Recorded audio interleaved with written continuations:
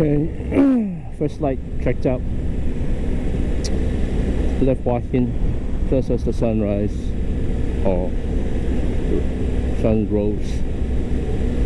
Nice and cool, 24 degrees Celsius. Not much traffic on the road compared to last night when I arrived. So, first stop today, because I have a full tank of gas, I am going to Kanchanaburi. Going to the bridge over River Kwai, which is also known as the Death Railway, a very significant landmark or milestone, rather. I wouldn't put it that way. That's a landmark in history. It's a solemn place. A lot of people died building the railway, so I don't think I will go there on my own free time if I took a plane to Bangkok and visit. So right now I am going to pay my respects and hopefully get to see this unique piece of history.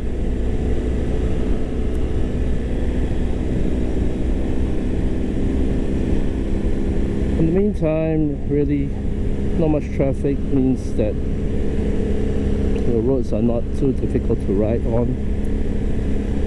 Sure, there'll always be the crazy Thai driver speeding away and swerving around, but that's one of many people. The rest of them are quite predictable. Even the truck drivers last night, or rather the whole of yesterday, gave me hell. But after a while, when you get the hang of it, they are predictable, and when you flash them, they sort of acknowledge it, and they will not come out until you pass them, unless they didn't see you in the first place and they are already committed to the act. So there's nothing much you can do, but otherwise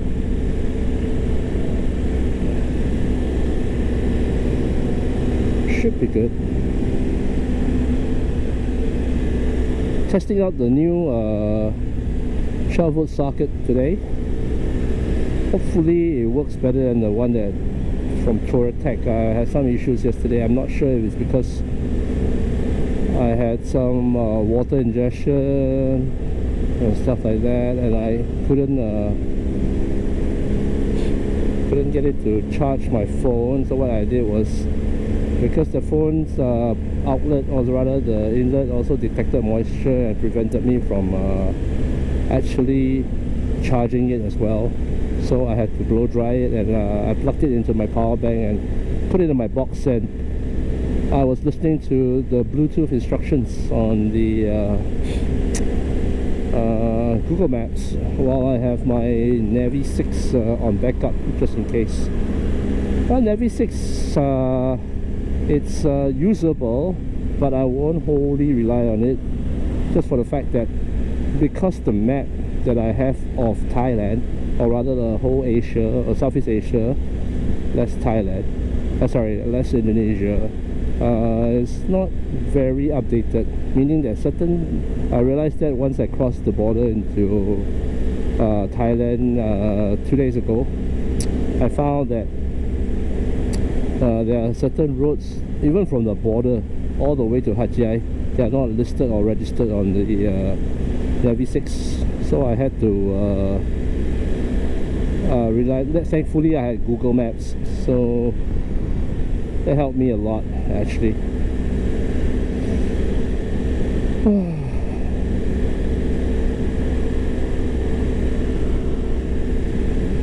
It's my third day in the saddle. Every body part of me is aching, actually, a lot, but sort of numbs me as well. The most painful part was actually the ass. I have a flat ass, and so it takes a toll on me when even though I got a very cushy, comfortable Baxter seat. For short road trips into Malaysia from Singapore, you don't even you hardly feel it. But when you average 800 a day, case that is, the pain will get to you. Actually, the pain will definitely get to you. So sometimes when the stretch is clear, not much, I can see the road ahead of me, predictable wise, I will try to stand up. 10 seconds, 15 seconds helps a lot in getting the blood flowing. The other thing that I realized that we always suffer as during road trips on adventure bikes, it doesn't matter, it's not the bike actually, but on long road trips on a bike, is that we get a lot of heat rash around the calf and ankles area. Especially so when you wear brand new tight socks. It sort of captures heat, or rather your sweat, around the area for 10 to 12 hours. And even though after you reach the hotel, you undress, you take a shower, everything, you apply, I put what do you call that? I put powder. It didn't help. Stick powder rather. I'm trying moisturizer to see whether it helps with the skin, to make the area less itchy around the ankles and the calf. You'll be subconsciously scratching it all the way when you're in the hotel room. It's to the point of almost skin peeling. So that'll be my watch area for the trip. I've got 14 days to go, so I just want to know if the moisturizer works. If not, I'll revert back to using snake powder. Hopefully it helps a little bit, and hopefully it doesn't bother me too much once I get back to Singapore. The weather is supposed to be absolutely fine after Champon all the way to Northern Thailand, and that's why I brought out my GoPro again and started shooting. Yesterday was totally horrible. I had no chance to. It was patchy rain. It started off in Hachai, drizzly, rainy, but nothing too uncontrollable or nothing too serious. And then after that, there'll be patches of sunshine, beautiful sunshine, dry roads where you could open up the gas a little bit more, and then after that you can also get to play the corners. Some very small stretches of mountain roads. It's not Mei Hong Song style, but in any case, it's good to have some variation in the routes. Keeps you honest, keeps you awake actually. And then after that, there will be heavy thunderstorms that you can see the cell is directly in front of you, but the road is leading directly into it. And I was like, oh shit, man. Had to waterproof everything, and that was when I realized that probably the charge is gonna be a problem when I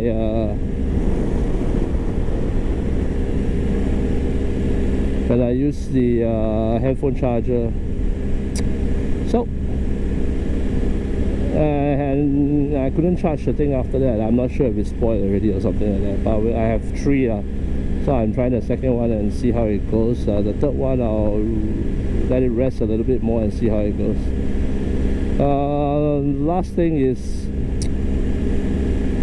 oh yeah, and then after that, I was talking about weather. Just about 50k south of Surat Thani, I saw the whole wall, literally the whole wall of black, dark, Armageddon-like clouds in front of me. I was like, I'm actually going to ride through that. I was like, oh god damn it, man. And just about 30 seconds before you enter into the storm cell, could feel the gust picking up. My bike was, even though it's like almost 300 k's, was weaving a little bit, but nothing too. I was like, whoa, even with the weight, I could actually feel the wind trying to blow me to the side. It's not too bad, but once you enter into the cell, it's very sudden. And even though you were on Thai roads, maximum 130 or so, cruising with this kind of roads, right away you could feel the aquaplaning sort of effect coming along, and right away you could actually feel the whole bike slipping and sliding. Thankfully for this BMW, it has all the advanced technology to keep me upright, rubber side down. I was like, oh my god, thank god, man. Quickly slowed down to below aquaplaning speeds, right about 75, 80. At that point in time, the visibility dropped down to like 50 meters in the thundering rain cell.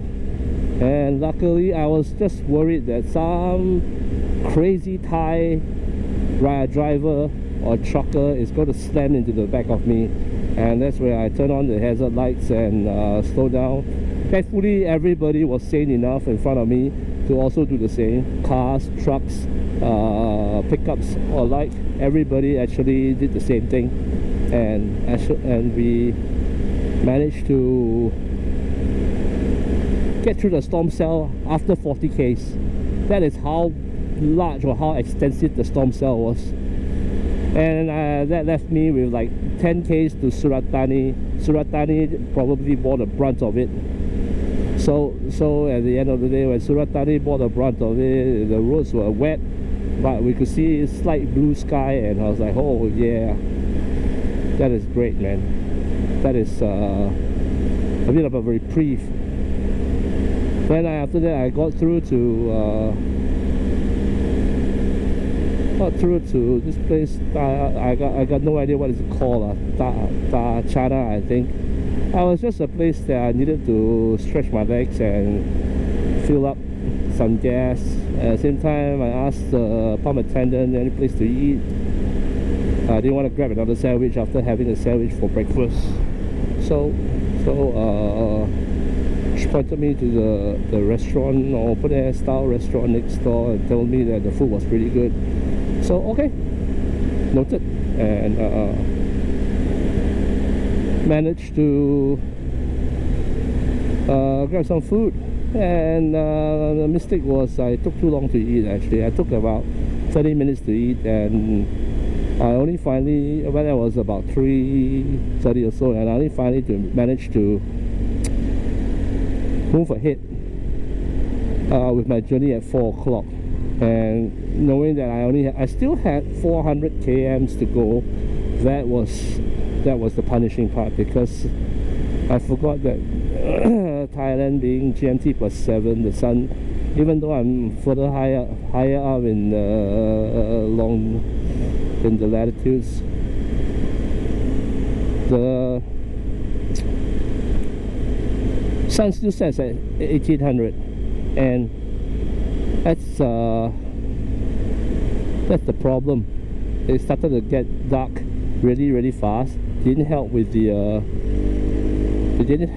the clouds and overcast conditions. Made the place hit the right even darker, and it finally truly got black at about 18:15 or so. Even with my superb BMW headlights and fog lights, my goodness, it's almost the visibility dropped down to about, I don't know, 200 meters. Okay, and that led me to the next mistake that I found out during the trip, is that I was wearing a dark visor. So I had to bring up the screen fully up to make sure that the wind doesn't hit my eyes or my face, and then after that I lifted up the visor to ride, and that it itself is actually a problem or a dangerous issue, because you never know, any trucker, any car might kick up stones or loose gravel, and then they might hit you right in the eye. So there's a lot of things to be said lah. One thing on hindsight, when I forget to bring a clear visor, or rather because I didn't want to take up space with the clear visor and fumble around with the changing of the visors along the roadside, I could have actually wore my glasses, right, instead of my contact lenses. So that helped that even though I'll be lifting up the visor, the dark visor, to ride the bike, I will not actually well, the chances of a stone hitting me right in the eye is a lot lesser. Okay, so what else I gonna say? Oh yeah, so I've been riding quite a lot in the last few years, and seriously, no matter how much you've ridden, oh, that's a magnificent mountain right there in front of me. No matter how much you have ridden, actually, every trip you learn something new. You have new lessons learned, and it just makes you a lot. It makes you think a lot. It makes you reflect a lot on hindsight. What you could have done better. What you should have done. Maybe that's the nature of what I have done or learned in my job for the last 20 years. And no matter how experienced or how good you think you are bound to make mistakes, and the only way forward is to learn from them, hopefully staying alive while doing that. As you can see, the trucker is coming left. He sees that I'm not closing in anymore, and he's decided that he's gonna keep left, which is not a bad thing. And I'm gonna overtake him because I don't want to stay in this blind spot too long, and I don't want to be in this danger zone or things falling off his truck hitting me. Things are like that. You have to learn as you go along. It's not just keeping safe, riding within the speed limit, stuff like that on the roads where you are actually trying to be law-abiding. It doesn't work that way. I think when you go for adventure rides, or rather when you go for road trips, the law of survival takes precedence. Like these two trucks in front of me right now, you can see the CG is crazily high. At the same time, I'm just offsetting myself laterally to make sure that in any case anything falls off their truck, I've got an escape route on the left. And now my escape route is blocked a little bit more because of the truck that decided to keep to the center of me, which I don't want to be in the way. So my hands are on the brakes, getting ready to stop. I don't have to be a hero, especially when I'm going to crunch 7,000 over kms for the 2 weeks. So there's no need to ride like Valentino Rossi or Marc Marquez for the whole ride, man. On this trip, survival is key, and you want to stay safe. The next thing I found out, or rather I learned last night, was because it was so dark, I went through this stretch. I still have 50 k's to Hua Hin. I have no idea specifically where on the map it was, but I went through this stretch of total blackness without any street lamps, and they had just repaved the road. There weren't any road markings per se, but if you know how Thais repave roads, they probably do one side, and it was actually a 2-lane road, so they did one side and they did the other side.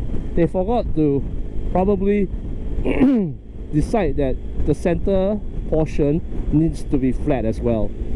And actually when it was in the middle of the night, you can't tell that the center was actually raised. It became two-tiered, or rather one side was higher than the other, and it was two-tiered. So there weren't any road markings.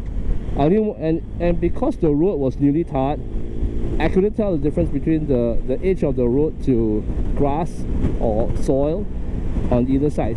So what I did was I kept in the center of the newly paved road, thinking that that would be the safest. And because after that I wasn't even speeding. I think I dropped my speed down to like 70, 80s because it was so dark, and instead of the usual traffic speeds that everybody was going about 110 or something like that. But then after that I dropped down, and there was this gentle left curve that was that I had to negotiate, and I kept to the center just hoping that I don't run off.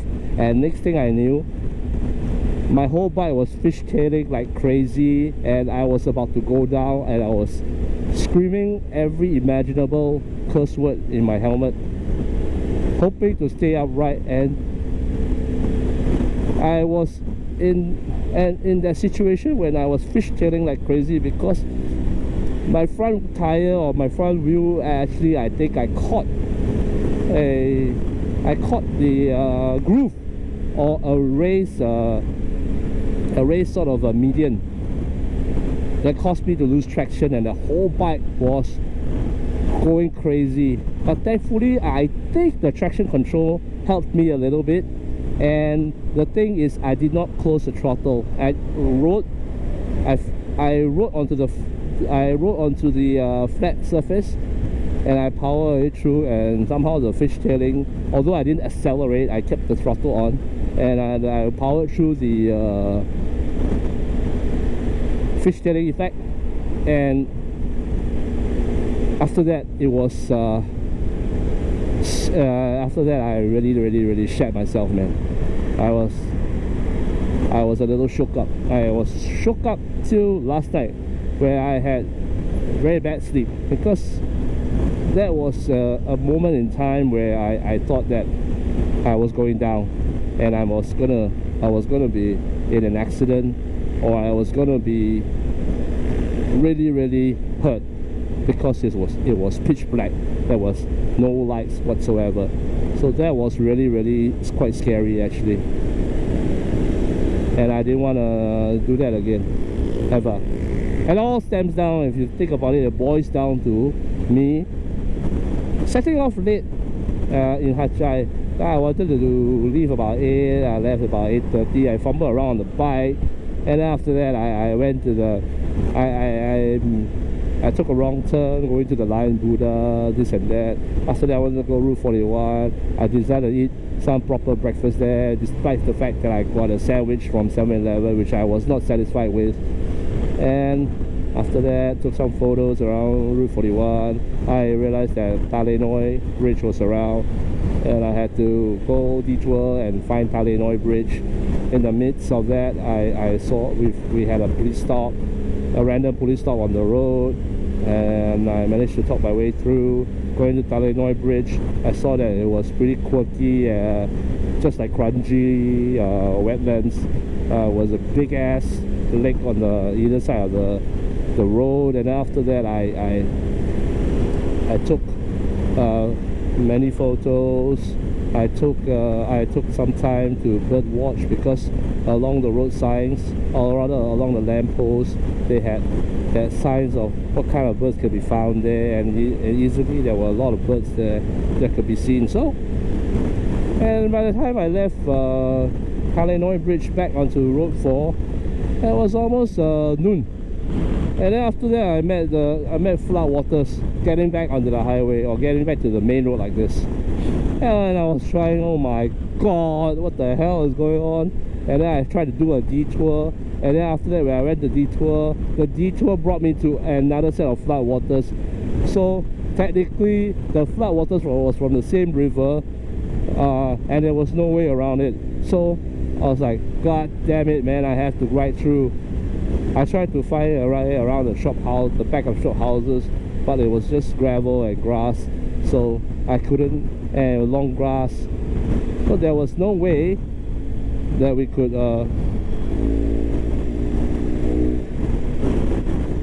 There was no way that I could I gotta overtake this guy. He's crazy, man. Okay, there was actually no way that I could ride around the floodwaters, so I had to brace myself and go through the floodwaters. Now with everything about the floodwaters, you only worry that because of how long the floodwater was sitting there. It's probably from the overnight rain when I was in Hachai, and you realize that when you're going through the floodwaters, which is like Thai milk tea color, you got no clue what lies below, and God knows anything that there could be parts of the road that were washed away by the floodwaters, or potholes that were created because the road sat in floodwaters for so long. So as much as you want to ride through in a straight line, you have to follow the car in front of you, seeing that did he go into any depression or so and so. And the other thing is, everybody was congregating into the same crossing. So it was from a three-way lane, sorry, and everybody wanted to squeeze into the same single lane because everybody was afraid to get to the edge. So it was very, it was a tense moment. The floodwaters was about 150 meters or so. I kept it at first gear, second gear, and because thankfully the BMW, the GSA rather, is built for off-road riding somewhat. Yeah, I wasn't worried about water injection through my exhaust pipe or the engine or the air filters, so that was not a problem. And I judged it and I approximated that the floodwaters were actually calf deep, and it actually, my gear kept me dry.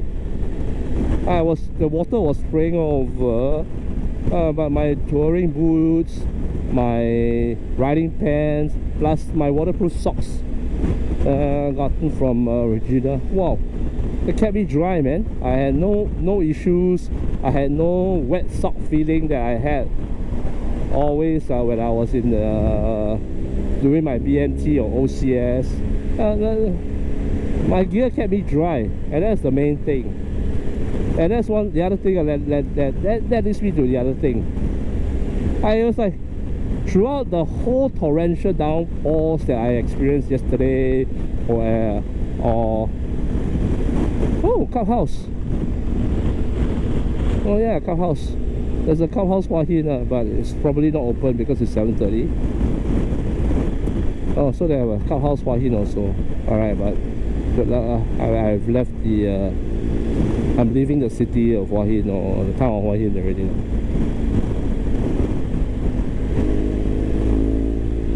You can see that most of the people don't like to give way when you're on a motorcycle because they can't judge closure. So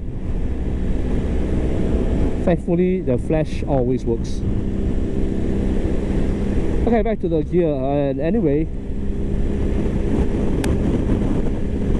no matter what, I think investing in proper waterproof gear is very, very important. And you know, when I bought this climb jacket, when Regina first brought it in, and Darren told me, hey, I am bringing climb gear, and come and buy lah. Okay, so I got it. I got it on a whim and thinking that, hey man, a bit extravagant, a bit much to spend on a jacket. But after 2 or rather 3 road trips that involve wet weather, I think this is a superb jacket, and I think this will stay with me for quite a while, man. The material is fantastic. It doesn't tear. The zips are high quality. The velcros do not fray over time. Well, the only gripe I have is the fit. It seems to be for, I don't know. Am I supposed to go right? Yeah, let's go right. I don't know. Somehow it splits, so I have to go right. Oh, anyway, I was saying, yeah, the only thing I have is the fit. Somehow, climb jackets are designed for, I don't know, Caucasians with extra long arms or something like that. Every time when you put on a jacket, or if I bought an L, and when the L fits my shoulders perfectly, but then the sleeves are overly long, so I mean, it makes me look like a freaking vampire when I don't velcro the sleeves down, velcro the sleeves up. So that's probably the issue here we have here. So but once you velcro it on, everything was good. I think the fit is very good. The ventilation is fantastic when you don't need to when it isn't raining. Open up all the zips. Like right now I have cool air going through my jacket, no issues. Feels like any ventilated mesh jacket. So, and once the rain or torrential rain comes, start to zip up everything, you should be fine. Yeah, one of the best jackets, or one of the best investments that I've actually made in terms of motorcycle gear or touring gear. It's well worth the money, man. Likewise for these gloves, and honestly I don't really like them because of the fact that they're not as easy to wear as Dainese gloves, and also coupled with the fact that this bloody tips bloody hell, they are supposed to be touchscreen sensitive, and then fucking hell they lost their effectiveness. So that's one thing I wasn't very pleased with it. And also inside the glove, which I can't show you right now, there are clips that clips the both gloves together. And when you velcro up the glove and then you put the velcro of the sleeve over the glove, oh, those clips are dig into your wrist area, and it bothers you somewhat. So you got to make sure that when you're wearing the glove is fitted properly before you velcro it up, and so that it makes your ride a lot more comfortable. Yeah, as you can see, Thailand, there's no north-south highway per se kind of roads, man. This is the kind of road. This is already quite major, with two dual carriage, or rather two-lane sort of highways on the road. From the road from Ha Chai all the way to Hua Hin, it was just like that, two lanes all the way. So it is pretty different now, I must say. I guess it's because of the fact that we are about 2.5–3 hours away from Bangkok right now. A little bit more developed, a little bit more civilized here compared to the villages or the suburban landscapes. They had more, they invested more money on infrastructure here to build bigger, wider roads. But I never understood why there seems to be like 4 lanes going northbound, but only 2 lanes going southbound. So you can see that the emphasis and the probably, ooh, look, Transformers. The emphasis and the thought of people going to Bangkok is being paid more attention to.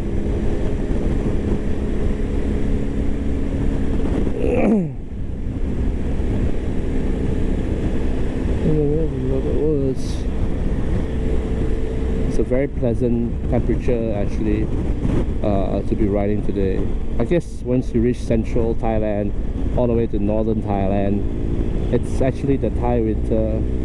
Expect to be drier, and looking at the way things are, I expect my next spat or my bout of wet weather riding will be maybe on my way from Phuket all the way to Penang when I'm heading back south. That is going to happen probably end of next week. Sorry, not end of next week, but New Year's Eve, heading into Penang.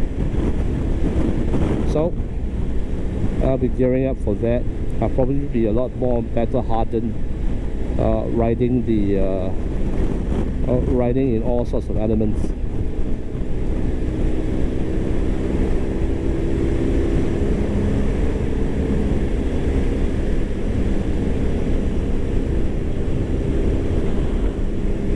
Big sea, in Thailand. In Thailand when you keep seeing a big sea, which is the equivalent of the Giant or Tesco competitor, stuff like that.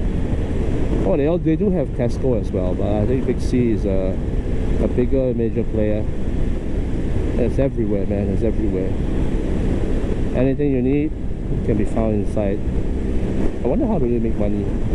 But then again, if everybody goes to you, they probably do. Mitsubishi. Oh, still made in Thailand, I suppose. Shocks are the main thing here. I can see a white temple on the top. I'm not sure if you'll pick up on the GoPro, but you can see a white temple on top of that hilltop. And that's one thing you realize about Thailand. No matter how some undeveloped, or no matter how underdeveloped some certain areas are, or certain towns are,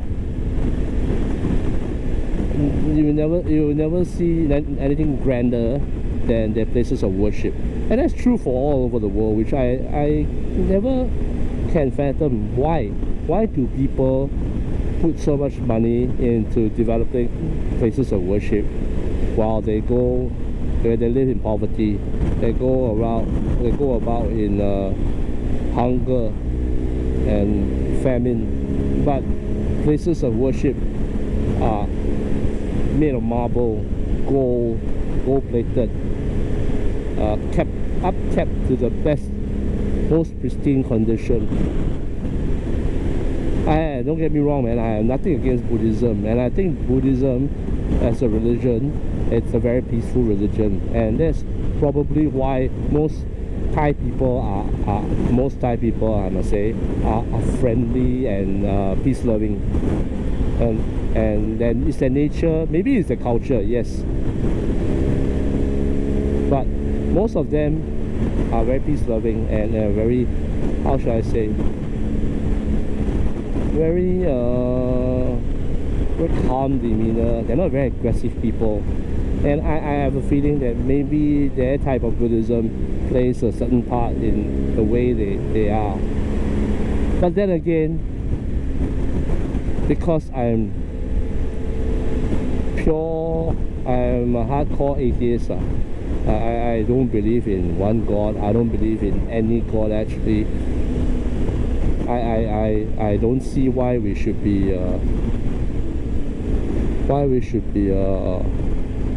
putting so much money into places of worship.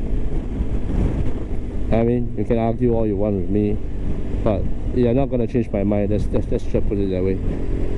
Okay, now there seems to be a split in the road. I just want to know where am I going. That to the left is frontage. Okay, it means that's probably the steep road.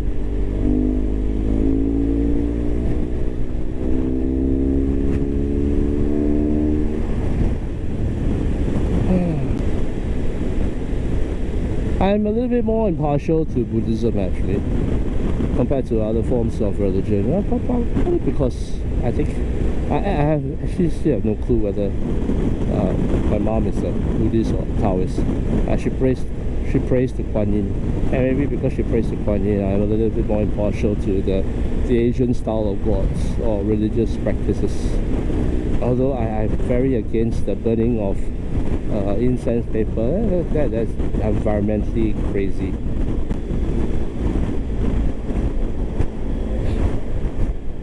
But the Buddhist teachings, their way of life, whatever they learn from Buddha, helping them with their moral compass, okay lah, I can understand.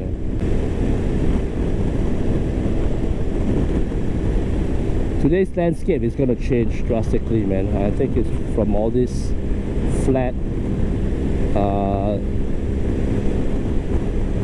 terrain, flat town, city-like terrain for the past 2 or 3 days, to more mountainous, windy B roads. Maybe the road up won't be as windy lah. But once I get to the mountains of Northern Thailand or central Northern Thailand, I think that will be the mainstay or rather the majority of what I will be experiencing for the rest of a week and a half. And I think that is what that is what the purpose of this ride is for, to get to Northern Thailand. And I really want to see Northern Thailand again, and it's a different place compared to what you've always known Thailand to be. You know, when you come to Thailand, especially for Singaporeans, you think of Phuket, you think of Hat, you think of Bangkok. Bangkok's number one, man. And you think of Koh Samui, when you want to go for the beach resort. And then that's pretty much what most Singaporeans are exposed to when they can't think of Thailand. And unfortunately, Thailand, requiring the tourism dollar to maintain or boost its economy, build infrastructure that caters to the tourists. And it doesn't present, or it doesn't represent the actual beauty of Thailand itself. You know, at the end of the day, I don't need to come here and shop. There's nothing to shop, because at the end of the day, when you walk by, you don't need all these things, man. There's nothing in Thailand that you need. But I support in terms of food. You know, the street food, you pick wisely. Actually, very delicious, very cheap. And I think you help out the local Thai people where you eat decent food along the road, or not along the road, but small town, small restaurants, versus eating at the usual chain style fast food like McDonald's or KFC.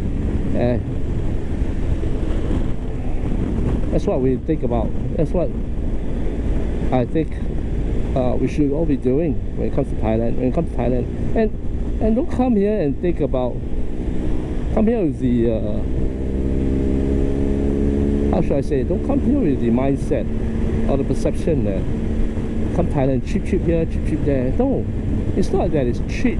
It's just that we have been too accustomed to paying a high dollar for everything we do in Singapore. No, it's nothing, it's not cheap.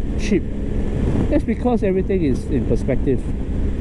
Because the average Thai person probably doesn't earn as much, and they have to survive, and keeping cost of living manageable. That's why the price of food is going to be at that price point. The price of normal clothing, not branded goods, are going to be at that price point. So technically, it is not cheap. It is all in proportion, and it's all going to be priced the way it's going to be priced. So it's not cheap, because when you say things are cheap in Thailand, you're actually insulting the Thai people, and I think that is a very rude thing to do, honestly. So at the end of the day, you just want to be respectful, you want to be mindful, and you want to be thinking about the fact that this is their way of life, and you want to immerse yourself into the same culture they are experiencing, and rather be an obnoxious typical Singaporean or Malaysian tourist. Everything cheap, and then after you speak very loud.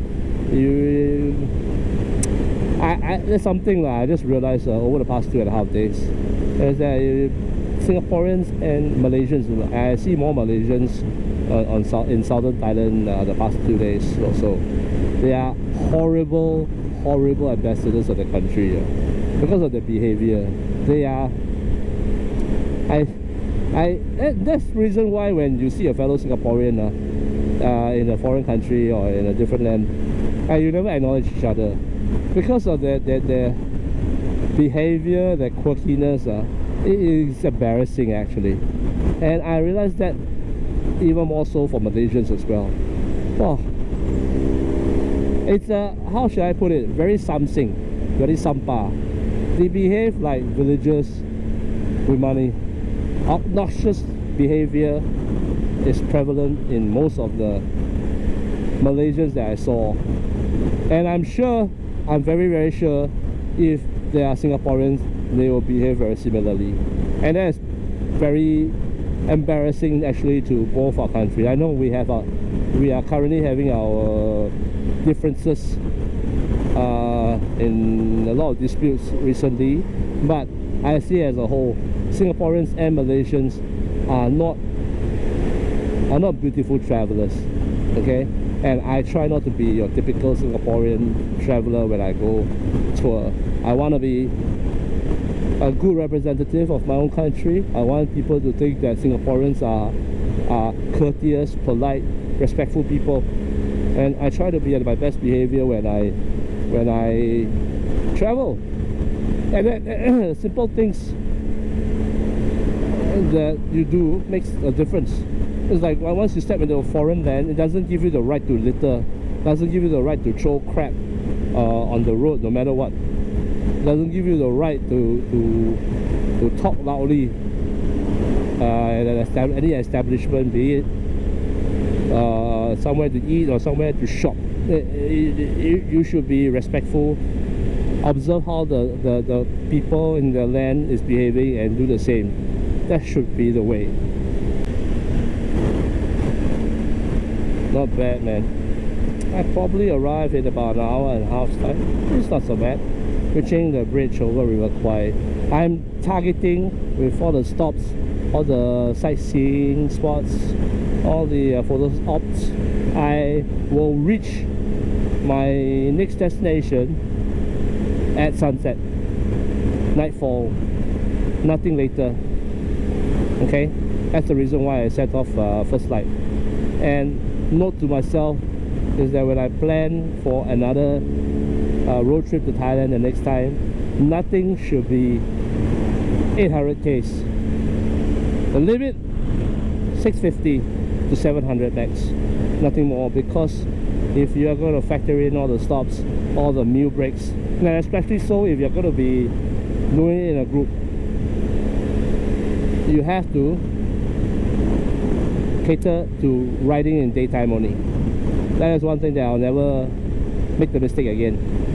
So last night when I was back in the room, I was looking through the rest of my legs, and the two major issues that I might have will probably be the Phuket to Penang leg, but hopefully I'll clear customs before nightfall.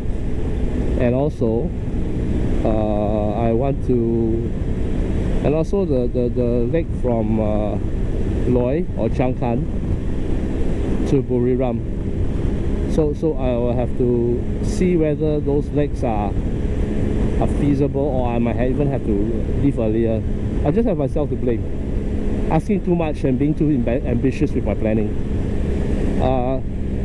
Using the same planning norms as what I did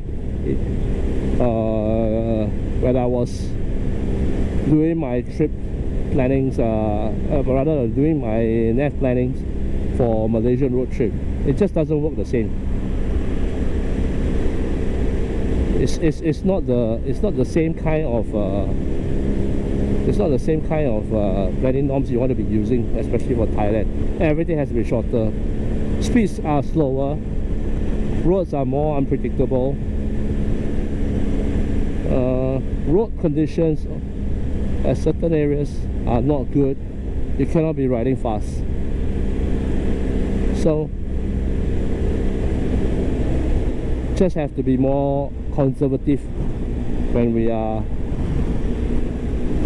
planning for Malaysia. I mean Thailand, sorry. 443 km range based on my speed and fuel consumption. That's not too bad actually. I only have 120 k's to go, which means that I may or may not need to refuel. And that's one thing again. No matter how big the fuel tank is on the bike you're riding, I can have a 30-liter fuel tank. I tell you, my ass can only take maybe 250 one shot. I stretched one of the legs yesterday to about 360. It was horrible, man. It was horrible. I had no feeling in my legs and my knees, my ass. when I reached the gas station. I had to tell the pump attendant to wait a while while I actually stretched myself before I continued to pump. The next leg that got me worrying also, or will have me worried, is probably, yeah, I mentioned it already, the Loei Changkan area to Buriram, followed by the leg from Champon to Phuket, and lastly Phuket to Lang. So for those legs, I think I will have to leave the hotel at 6:45 or 7 o'clock. Make sure I get there before sunset. Get to my destination before sunset. Yeah, it is. It'll be on my mind, but let's not get ahead of ourselves. I think I just want to enjoy this leg of the trip, and as planned, if everything is smooth as planned, I should reach Khao Ko in about before 6 o'clock. I don't plan to waste time like what I did yesterday. I want to be keeping to what I've always been doing when I go for road trips, which is to be disciplined. And that's one thing I realized the last 2 days. Because I'm alone, I am not very disciplined because I have nobody to keep up with, and that's the bad thing about the mentality I have when I travel alone, because I manage my own time and everything, and I realize I don't do it as diligently, and that is good. I'm going to put a stop to that. I'm actually going to be doing things the way I plan, and leaving stops at designated times that I set for myself to make sure that I get to my destination at the time that I planned, instead of trying to make up for lost time, speeding. And that's not the way to go.